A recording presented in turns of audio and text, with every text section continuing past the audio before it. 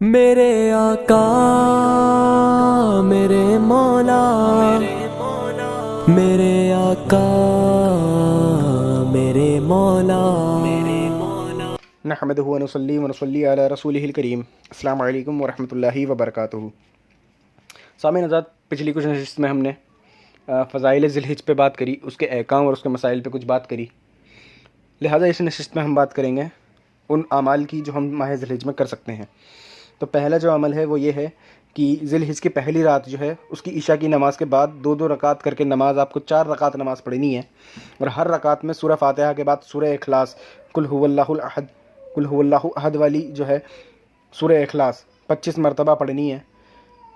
تو اللہ کریم اس نماز پڑھنے والے کو بے شمار نمازوں کا ثواب عطا فرمائے گا انشاءاللہ۔ تو دھیان رکھیں، جو میں نے عمل بتایا ہے، ذی الحجہ کی پہلی رات میں عشاء کی نماز کے بعد دو کر کے 4 رکعت نماز پڑھنی ہے، اور ہر رکعت میں اسے کیسے کرنا ہے، پہلے سورہ فاتحہ جو پڑھتے ہیں وہ پڑھیں گے، اس کے بعد 25 بار سورہ اخلاص پڑھیں گے۔ اس طریقے سے وہ اپنی 4 رکعت مکمل کرے۔ اسی طریقے سے دوسرا وظیفہ ہے وہ یہ ہے کہ پہلی رات سے 10ویں رات تک روزانہ عشاء کی نماز کے بعد 2 رکعت پڑھے، ہر رکعت میں سورہ فاتحہ کے بعد 3 بار سورہ کوثر اور 3 بار سورہ اخلاص پڑھے۔ انشاءاللہ اس نماز کی عظمت کے سبب اللہ پاک اسے بے شمار نیکی عطا فرمائے گا اور بے شمار برائیاں مٹا دے گا۔ دھیان رہے، یہ دوسرا وظیفہ ہے۔ اور اسی کے ساتھ ساتھ جو تیسرا وظیفہ ہے وہ یہ ہے کہ عشرۂ ذی الحجہ، یعنی کہ جو 10 دن ہیں ذی الحجہ کے، جو اب کل سے لگ جائیں گے، 1 ذی الحجہ سے لے کے 10 ذی الحجہ تک، اس میں روزانہ باوضو کسی بھی وقت سورہ فجر پڑھے، اس کا پڑھنا وہ افضل ہے۔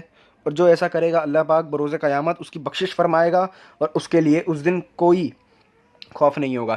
جس دن نفسا نفسی کا عالم ہوگا، جب لوگ نیکیوں کو ڈھونڈ رہے ہوں گے، اس وقت اللہ تبارک و تعالیٰ اسے کوئی خوف نہیں رکھے گا، وہ بے خوف ہوگا۔ اور یہ بہت بڑی نعمت ہے، وہ ایگزامینیشن کا دن ہے۔ اس دن ایگزامینیشن کے دن آپ کو خوف نہ ہو تو ظاہر سی بات ہے آپ کے ایگزام اچھے گئے ہیں۔ تو اس اچھے ایگزام کے لیے آپ کو کیا کرنا ہے کہ عشرۂ ذی الحجہ کی روزانہ باوضو کسی بھی وقت سورہ فجر کا پڑھنا ہے۔ اسی طریقے سے سورہ والضحیٰ، ذی الحجہ کی جو 10 دن ہیں، روزانہ سورہ والضحیٰ بکثرت پڑھنے والے کو اللہ پاک جہنم کی آگ سے نجات عطا فرمائے گا۔ اسی طریقے سے میں نے آپ کو یہ 4 وظائف بتائے، ان پہ عمل کریے اور دیکھیے کہ آپ کے کیسے برکتوں کا حصول ہوتا ہے۔ اسی کے ساتھ ساتھ یہ مسئلہ دھیان رکھیے کہ اس کی پڑھنے کی بھی کچھ شرائط ہیں، جس کے اندر سے پہلی شرط یہ ہے کہ آپ کے سر پر کوئی بھی قضا نماز بچی ہوئی نہ ہو، یعنی کہ جو آپ کے سر پہ قضا نماز ہوگی تو آپ کیا کریں، پہلے قضا نماز پوری کریں، پھر ان نفل نمازوں پر آئیں۔ اور اس کے ساتھ ساتھ یہ بات بھی دھیان رکھیں کہ اس کا بہترین طریقہ یہ ہے کہ جو آپ کے اوپر قضا نمازیں باقی ہیں انہی کی نیت کر کے آپ یہ نفل نمازیں پڑھیں۔ آپ قضا نمازیں پوری کریں پر اس نفل کی نیت بھی کر رکھیں کہ آپ کو یہ فضائل بھی ملیں۔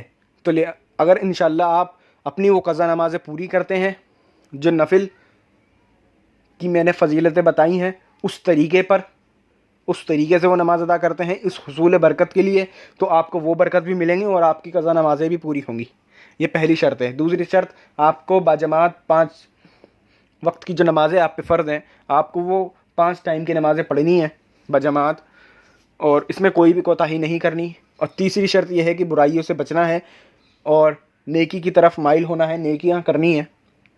جو یہ کرے گا انشاءاللہ تبارک و تعالیٰ اس کو اللہ تبارک و تعالیٰ اپنے فضل و کرم سے بہت برکتوں کا نزول فرمائے گا اس پہ۔ تو دھیان رکھیں، یہ میں نے آپ کو 3 سے 4 مسئلے بھی بتائے اور اس کے ساتھ ساتھ آپ کو فضائل بتائے۔ انشاءاللہ تبارک و تعالیٰ یہ نشست کے بعد اگر موقع ملا تو ہم اگلی نشست میں عرس مبارک جو ذی الحجہ میں آنے والے ہیں ان کی تفصیل سے بات کریں گے، اور بزرگان دین کی بارگاہ میں نذرانہ عقیدت اپنا پیش کریں گے۔ تب تک کے لیے السلام علیکم ورحمۃ اللہ وبرکاتہ۔